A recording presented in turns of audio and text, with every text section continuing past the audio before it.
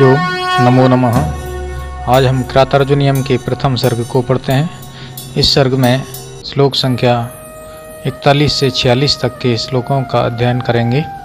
मैं आपका चिर परिचित दोस्त डॉक्टर निहाल सिंह मलिया आपका इस व्याख्यान में स्वागत करता हूँ।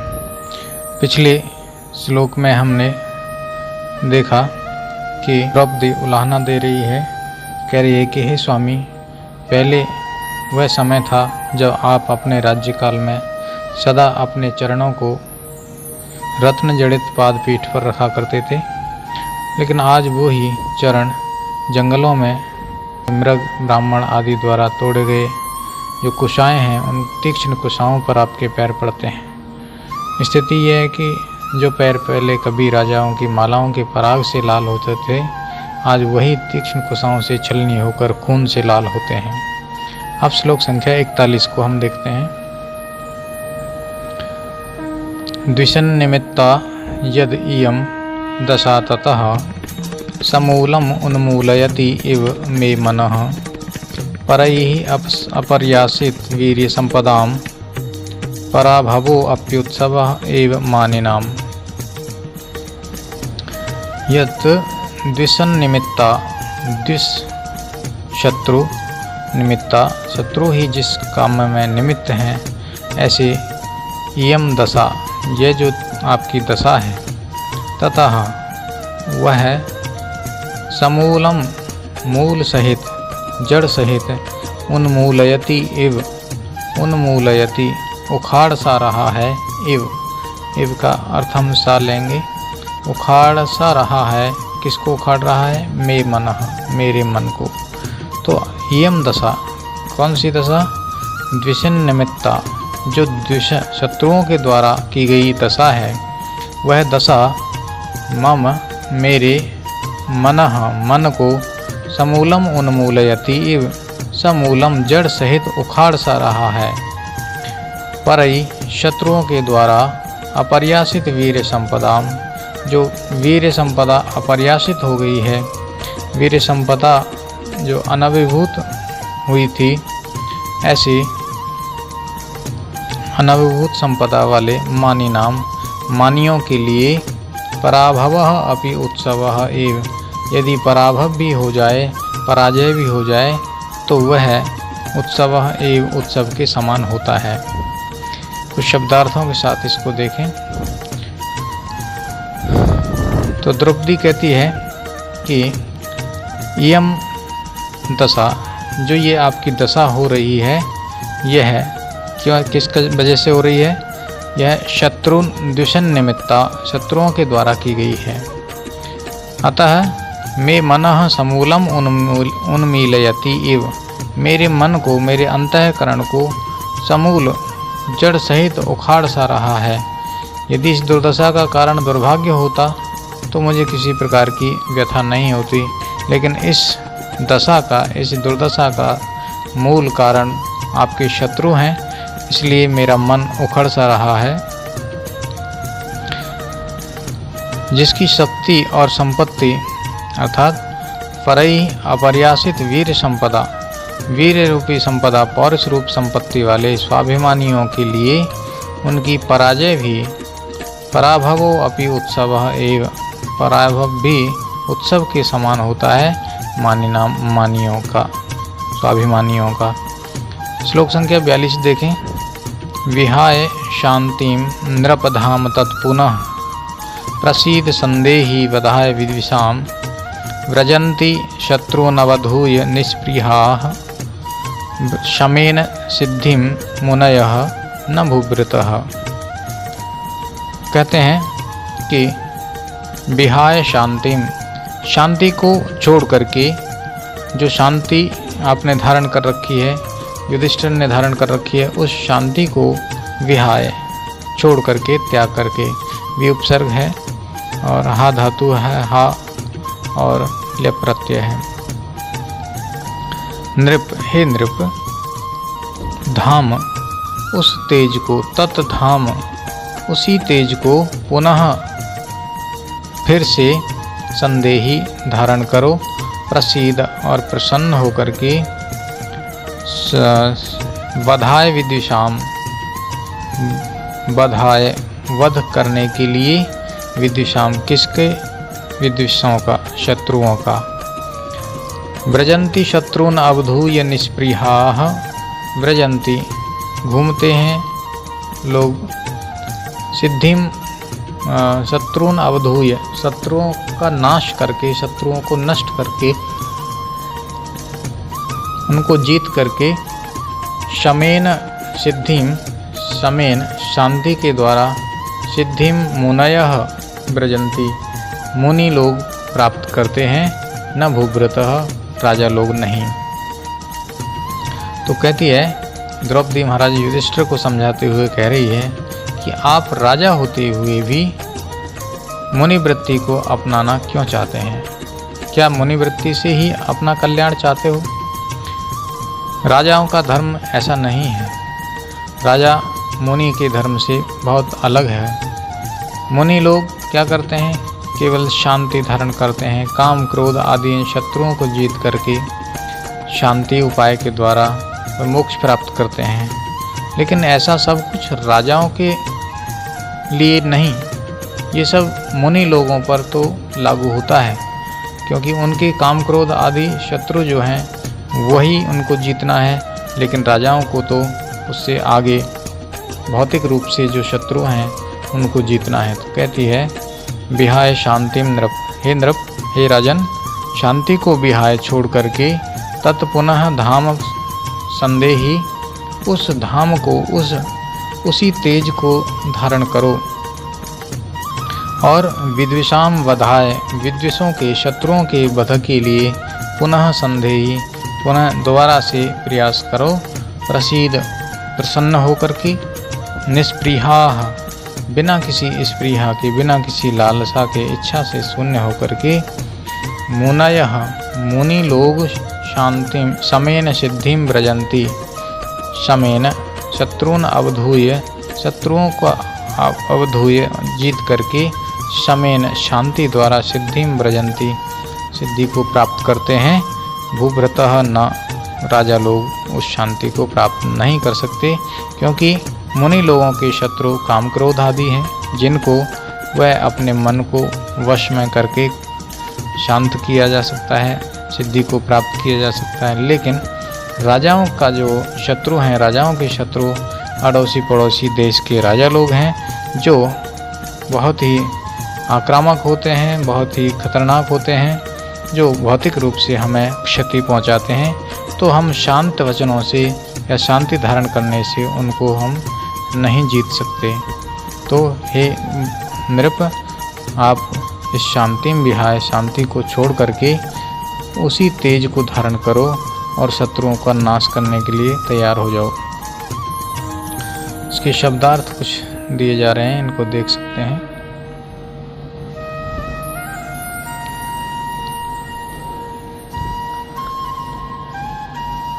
श्लोक 43। पुरःशरा धामवताम यशोधना, दुस्सहम सुदुस्सहम प्राप्य निराकरम ईदृशम, भवादृशाश्चेत अधिकुर्वते रतिम, निराश्रया हंत हता मनस्विता। धामवताम पुरःशराः, पुरःशराः अपने आगे किए हुए या अग्रगण्य, यशोधनाः, यशः एव धनम यस्य सः, यश रूप ही धन है जिनका, ऐसे भवादृशाः, आप जैसे लोग, ईदृशम इस प्रकार के, इस तरह की, सुदुस्सहम बड़ी कठिनाई से सहन किए जाने योग्य, निकारम प्राप्य, निकार को, निकार कहते हैं तिरस्कार को, अपमान को, प्राप्य प्राप्त करके, रतिम अधिकुर्वते चेत, यदि मनस्तोष या मन संतुष्ट कर लेते हैं तो, हंत मनस्विता निराश्रयता है, निराश्रया हिता हताः, तो हंत बड़े दुख की बात है। कैसे दुख की बात है कि मनस्विता, जो तेजस्विता होती है, वह तेजस्विता निराश्रया, बिना आश्रय के, असहाय होती हुई नष्ट हो जाती है। तो कहने का मतलब द्रौपदी युधिष्ठिर से कहती है कि आप कैसे हैं। पुरस्सराः धामवताम, धामवताम तेज वाले, धामवत, और उन, इसमें षष्ठी विभक्ति का बहुवचन है। धामवताम, धामवानों के, तेजवानों के यानी तेजस्वियों में, पुरस्सराः आप अग्रगण्य हैं। यशोधनाः, और यश ही आपका मुख्य धन है। ऐसे व्यक्ति फिर भी आप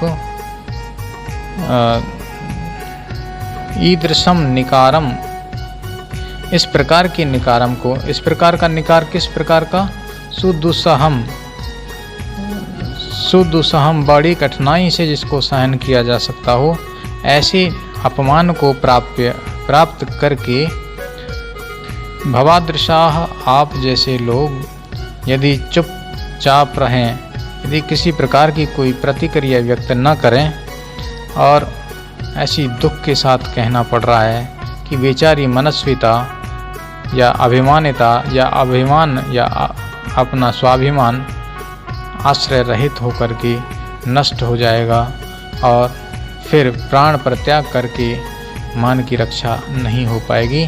तो ये बड़े कष्ट की बात है, बड़े ही दुख की बात है। ध्यामवताम तेजस्वियों में, पुरस्सरा अग्रगण्य, विहाय त्याग करके। तो ये आपके कुछ शब्दों के अर्थ दिए हुए हैं, इनको देख सकते हैं। श्लोक संख्या 44 हम देखें। अथ क्षमाम एव निरस्त विक्रम, चिराय पर्येषि सुखस्य साधनम, विहाय लक्ष्मीपति लक्ष्म कार्मुकम, जटाधरः सुजुहुदी इह पावकम। अथ इसके बाद यदि, क्षमाम एव क्षमा को ही, निरस्त विक्रमः जिनका विक्रम पराक्रम निरस्त हो गया है, शून्य हो गया है, ऐसे चिराय बड़े लंबे समय तक, पर्येषि, पर्येषि धारण करते हैं, समझते हैं, आपकी धारणा में उसको बसाते हैं। पर्येषि सुखस्य साधनम, सुख का साधन यदि आप समझते हैं। किसको सुख का साधन समझते हैं? क्षमाम एव, क्षमा को ही। तो कहा अथ निरस्त विक्रमः, यदि निरस्त विक्रम को या पराक्रम से जो शून्य हो गया है, ऐसे व्यक्ति को चिराय क्षमाम एव, लंबे समय तक, बहुत दिनों तक क्षमा को ही, सुखस्य साधनम पर्येषि, यदि आप सुख का साधन पर्येषि समझते हो, तो लक्ष्मीपति लक्ष्म कार्मुकम विहाय, लक्ष्मीपति, लक्ष्मीपति कौन? राजधनुष,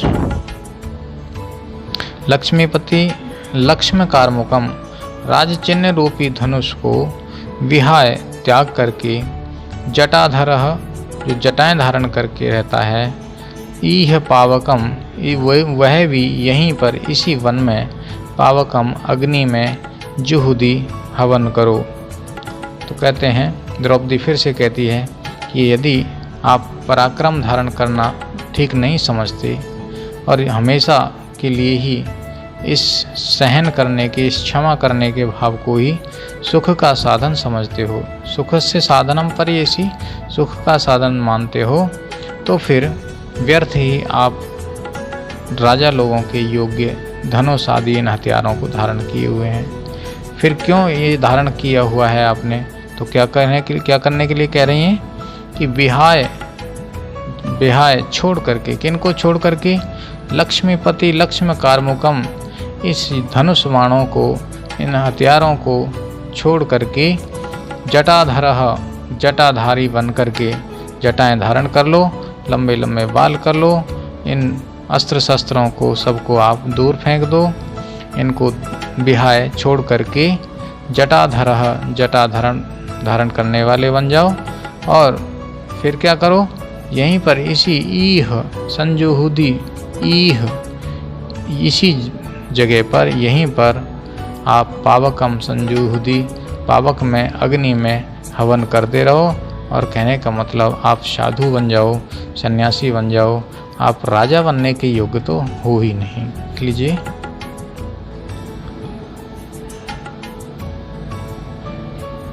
इनका आप एक स्क्रीनशॉट ले सकते हैं। स्क्रीनशॉट लेने के बाद में आप इनका अध्ययन पुनः करें, वीडियो को बार बार सुनें, पुस्तक का सहारा लिया जा सकता है। अगला श्लोक हम देखें। न पर समय परिरक्षणम क्षमम ते निकृति परेषु परेषु भूरिधाम्नः आरिषु हि विजयार्थिनः तितक्षितिशाः विदधति सोपधि संधि दूषणानि। का न समय परिरक्षणम क्षमम ते, समय परिरक्षणम न क्षमम, समय का परिरक्षण, एक समय अवधि, एक 13 वर्ष की जो अवधि आपके लिए एकांतवास के लिए दी गई, वह परेषु शत्रुओं के विषय में, निकृति परेषु जो निकृति करने में ही तत्पर रहे, अर्थात अपकार में संलग्न रहने पर भी, भूरिधाम्नः बहुत अत्यधिक तेज वाले, ते आपका समय परिरक्षणम, ये समय का परिरक्षण यानी 13 वर्ष की जो अवधि है, यह 13 वर्ष की अवधि का पालन करना न क्षमम आपके द्वारा ठीक नहीं है, उचित नहीं है ही, क्योंकि अरिषु जो शत्रु हैं, विजयार्थिनः जो विजयार्थी हैं अर्थात विजय को चाहने वाले हैं, ऐसे क्षितिशाह, क्षितिश लोग, क्षितिश कहते हैं क्षिति के ईश, क्षिति यानी पृथ्वी, पृथ्वी के ईश, पृथ्वी जिनको हम भूपाल भी कह सकते हैं, यानी कि राजा लोग। ऐसे राजा लोग कैसे? विजयार्थिनः जो विजय को चाहने वाले हैं, जीत के इच्छुक हैं, ऐसे राजा लोग अरिषु शत्रुओं के विषय में सोपधि संधि दूषणानि विदधति, सोपधि कपट के साथ, स उपधि कपट के साथ, संधि दूषणानि संधि भंग विदधति कर लेते हैं। तो द्रौपदी युधिष्ठिर से कहती है कि यदि आप उसी प्रतिज्ञा के अनुसार, कौन सी प्रतिज्ञा? कि 13 वर्ष हम एकांतवास में रहेंगे और उस अवधि का, समय का, उस टाइम का प्रतीक्षा कर रहे हैं, तो यह प्रतीक्षा करना न क्षमम ते, तो न समय परिरक्षणम क्षमम ते, समय का परिरक्षण यानी उस 13 वर्ष की अवधि को पूरा किया जाना, ये तुम्हारे लिए उचित नहीं है। निकृति परेषु, क्योंकि जब वे कपट व्यवहार में संलग्न हैं, कौन? शत्रु। शत्रु लोग तो हमेशा कपट में ही लगे रहते हैं और आप उनकी बताए गए उस एकांतवास की समयावधि को पूरा कर रहे हैं। तो क्या करना चाहिए? विजयार्थिनः क्षितिशाः, विजय के इच्छुक जो क्षितिश होते हैं, राजा लोग होते हैं, वे तो शत्रु के विषय में सोपधि कपट पूर्वक संधि दूषणानि विदधति, तो वो है संधि का भंग कर देते हैं। अतः आपको भी अब यदि विजय चाहिए, यदि आपको जीत चाहिए, तो अब संधि विघटन करके शत्रुओं पर आक्रमण कर ही देना चाहिए। इस प्रकार से वह द्रौपदी राजा युधिष्ठिर को कुछ समझा रही है, कुछ उसमें उत्साह का संचार कर रही है। इसके कुछ शब्दार्थ यहाँ देख लें। प्रातार्जुनीयम प्रथम सर्ग का अंतिम श्लोक। विधि समय नियोगा दीप्ति संहार जिमम शिथिल वसु अगाधे मग्नम आपत्पयोधौ रिपुतिमिरम उदस्य उदीयमानम दिनादौ दिनकृतम इव लक्ष्मीस्त्वां समभ्येतु भूयः। का विधि समय नियोगात, विधि भाग्य विधाता, समय नियोगात समय के फेर से, यानी विधि और समय के कारण, अगाधे जिसकी कोई थाह नहीं हो, ऐसे गंभीर, आपत्पयोधौ आपत्ति रूपी पयोधि में, पयोधौ सप्तमी व्यक्ति का एक वचन है, आपत्ति रूपी समुद्र में मग्नम मग्न हुए, गिरे हुए या डूबे हुए, दीप्ति संहारम जिम्हम, दीप्ति संहारम यानी प्रताप के संहार के कारण कुमलाए हुए, शिथिल वसुम रिपु तिमिरम, रिपु शत्रु रूपी तिमिरम, तिमिर का, अंधकार का, उदस्य उदीयमानम उदस्य निरस्त करके उदीयमान उदित होते हुए उद्योग करते हुए त्वाम तुमको या आपको दिनादो दिन के आदि में, दिन के आदि यानी दिन के प्रारंभ में सुबह सुबह, दिन कृतम एव दिन कृत कौन सूर्य की समान लक्ष्मी राजलक्ष्मी को समअभ्येतु आप प्राप्त हो गए।